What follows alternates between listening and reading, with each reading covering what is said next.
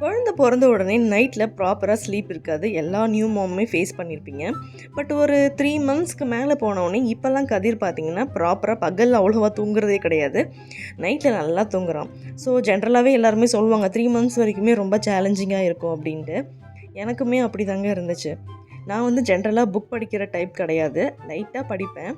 So ரீசெண்டாக ட்ரெண்டான இந்த psychology of money book வந்து ஹஸ்பண்ட் வாங்கி கொடுத்துருந்தாரு.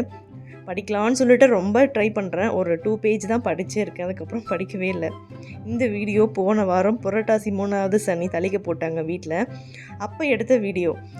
எப்பயுமே பெட்ரூமில் தான் தூங்குவான். ஸோ சேம் அந்த சீலிங் பார்த்து பார்த்து அவனுக்கு போர் அடிச்சிருமா என்னன்னு தெரியல.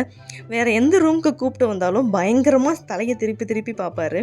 அந்த புரட்டாசி வைப்பை மெயின்டைன் பண்ணுறத காலையிலே அவனுக்கு நாமம் போட்டு விட்டுட்டேன். போடவே விடலைங்க. பயங்கரமாக தலையை அப்படி இப்படி ஆட்டினார். ரொம்ப ட்ரை பண்ணி போட்டுட்டு நாங்களும் சனிக்கிழமை சாமி கும்பிட்டு முடிச்சிட்டோம்.